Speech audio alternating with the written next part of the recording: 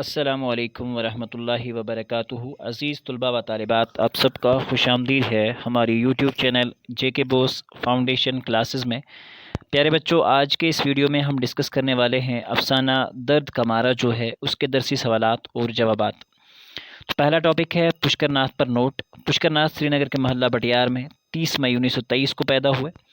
Be اے کرنے کے بعد سری نگر میں ملازمت اختیار کی اور ایک مدت تک اکاؤنٹ جنرل کے دفتر سے وابستہ رہے یا منسلک رہے۔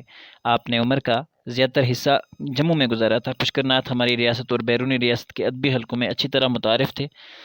ان کی ادبی زندگی کا آغاز 1953 عیسوی میں ملک کے نامور جرید 20ویں صدی میں ان کے پہلے افسانے کہانی پھر ادھوری رہی کی اشاعت سے ہوا۔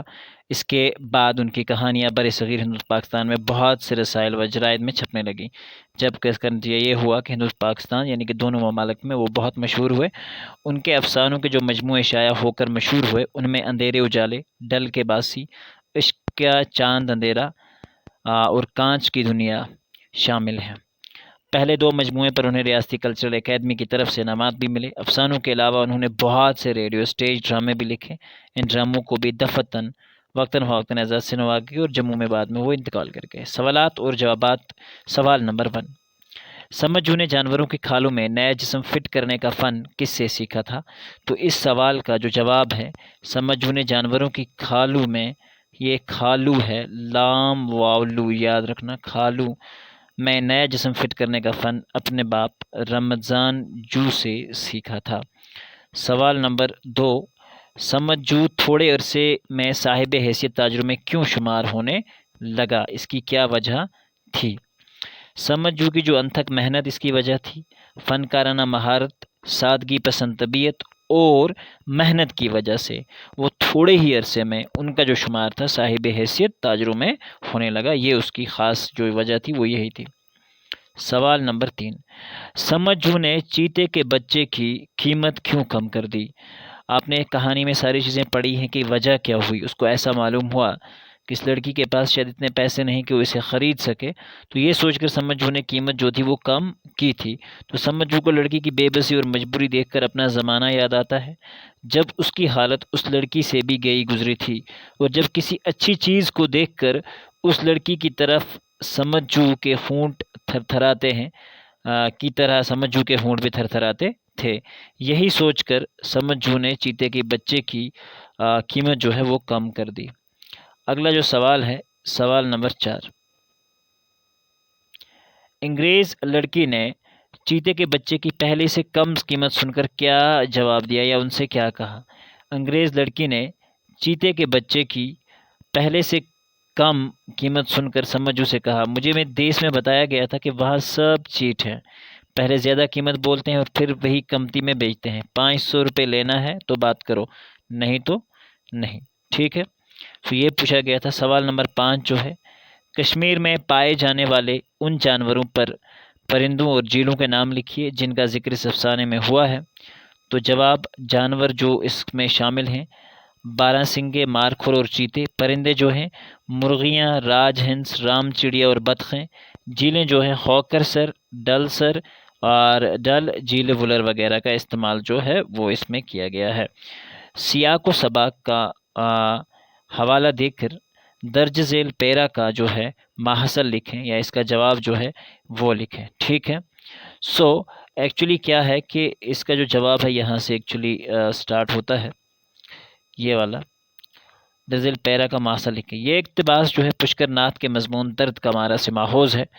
اس زیر اقتباس میں سمجھو کے دل میں انگریزی لڑکی کے لیے ہمدردی پیدا ہونے کا ذکر کیا گیا ہے، اور اس کو محسوس ہوتا ہے کہ انگریزی جو یہ لڑکی ہے، انگریز لڑکی، اس کے پاس بہت کم پیسے ہیں، جس کی وجہ سے وہ چیتے کے بچے کو خرید کر اپنی خوشی پورا نہیں کر سکتی، اور اسے اپنا زمانہ بھی جو ہے وہ یاد آ جاتا ہے۔ سوال نمبر 6 جو ہے، وضاحت کیجیے، انگریز جو والیان مکرانہ نظام حکومت لائے تھے، اس طرح کا ایک پیرا دیا ہوا ہے، آپ کو اس کو ایکسپلین کرنا ہے۔ جواب، جو انگریزوں نے ہندوستان میں اپنی تعلیم اور علاج کے طریقوں کے علاوہ چاندی کے سکوں اور سکوں کو لایا، یہاں اور نہیں ہے، اس چیز کا دھیان رکھنا، سکوں کو لایا، اور یہاں انہوں نے لوگوں کو صدیوں تک غلام بنائے رکھا۔ انہوں نے پھوٹ ڈالو، یعنی کہ ہندو اور مسلمان کا کانسیپٹ جو ہے یہ ایکچولی انگریزوں نے دیا تھا سب سے پہلے. اس سے پہلے ہندو مسلم جو تھے نہ یہاں کوئی بھی RSS کا دل بنا تھا، نہ کوئی مسلموں کا اپنا اٹوٹ ڈنگ کا کوئی گروپ تھا، نہ کوئی باہمی جو ہے نفرت تھی.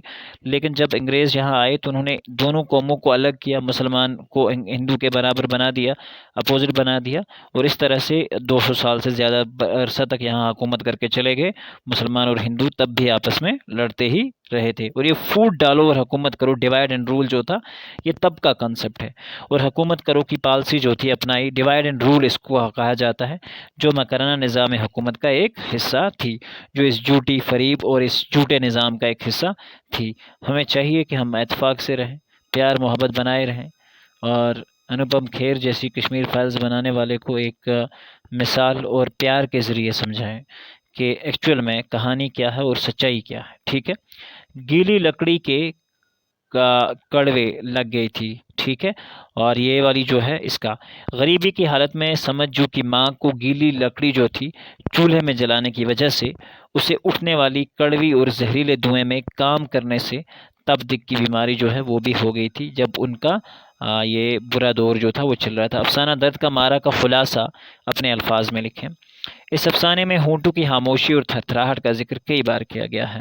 افسانہ نگار نے دراصل اس محرومیوں، مجبوریوں اور بے کسی کی وجہ بے چارگی کی علامت کے طور پر استعمال کیا ہے. یہ تھرتھراہٹ سمجھو، یہاں امجو نہیں ہے، آپ اس چیز کو تو سمجھ سکتے ہیں، یہ سمجھو کا ماضی اور دکان کے سامنے بار بار گزرنے والی لڑکی کا حال ہے. سمجھو اس تجربے سے گزر چکے ہیں کیونکہ وہ پہلے غریبی سے پھر امیری میں آئے تھے، اور لڑکی اس سے دوچار ہے. افسانہ نگار نے اس علامت کو افسانے میں ایسی فنکارانہ مہارت سے استعمال کیا ہے کہ سمجھو اور لڑکی کے اندرون میں جھانکنے کے لیے روزن کا کام لیتی ہے. Is it right? سو ان چیز کو سمجھنے کے لیے بڑا ہی یہ جو ہے ایک پراپر طریقے سے ہمیں اس چیز کو سمجھنا پڑے گا. اس کے بعد اگر اگلی بات کریں ہم تو افسانے میں بتایا گیا ہے، افسانے کی ابتدا میں لڑکی ایک کو دکان کے سامنے تیسری بار گزرتے دیکھ کر سمجھو جو تھے کہ ہونٹوں پر مسکراہٹ کا پھیل جانا جو ہوتا ہے، پھر اس مسکراہٹ کے ایک اداسی سی کیفیت میں تبدیل ہو جانا، لڑکی کے لیے اس کے دل میں ہمدردی کے جذبے کا بیدار ہونا، لڑکی کے رویے سے اس کا دل برداشتہ ہونا، اور اس کے کہے ہوئے الفاظ کو چیتے کے بچے کے تیز نوکیلے دانتوں کی طرح اپنے شہرگ میں پیوست ہوتے محسوس کرنا، ان سب کیفیات کی وضاحت ہونٹوں کی اس خاموشی تھرتھراہٹ سے ہوتی ہے. افسانے کی ایک نبایاں خوبی اس کا مقامی رنگ ہے. سمجھو کی تحشش جو تھے جسے ہم کہیں گے، اس کی وضاحت کے لیے افسانہ نگار نے کشمیر کی فطری حسن اور معاشرتی رنگ کو اس کے منظر کے طور پر استعمال کیا ہے کہ یہاں کے لوگ سچے ہیں اور جھوٹے نہیں ہیں، اور ایسی خوبصورتی سے استعمال کیا ہے کہ ہمارے ذہن میں نہ سمجھو بلکہ عام کشمیری تشخص جو ہے کا خاکہ مرتب ہوتا ہے کہ ہر کوئی کشمیری جو ہے آپ کو اس طرح کا، اس ذہنیت کا ملے گا.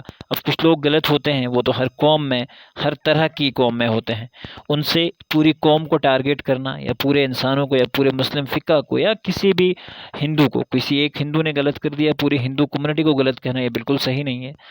یہ ساری چیزیں ہمیں سمجھنی چاہیے تاکہ دیش آگے بڑھے اور ہم لوگ پیار محبت چین کے ساتھ جی سکیں، یہ بھی ضروری ہے. افسانے کی زبان سے اس بات کا اندازہ ہوتا ہے کہ افسانہ نگار ادبی اور افسانوی زبان کے فرق کو بخوبی سمجھتا ہے. اس کا واضح ثبوت ہے، یہ او بھی نہیں ہے، یہاں پہ ادبی ہے، الف دال ہے، یہاں پہ دال ادبی، اور افسانوی زبان جو ہے اس کو برحور سمجھتا ہے. انگریزی الفاظ اور اردو کا خوبصورت اور برحمل استعمال ہے، اور یہاں پہ یہ نہیں ہے، اور یہاں پہ انگریزی الفاظ اور اردو کا جو ہے خوبصورت طریقے سے ایک دوسرے کے ساتھ ملاپ کر کے استعمال کیا گیا ہے. پیارے بچوں، یہاں درسی سوالات اور جوابات افسانہ درد کا مارا کے مکمل ہوتے ہیں. امید کرتے ہیں کہ آج کا ویڈیو بھی آپ کو پسند آئے گا.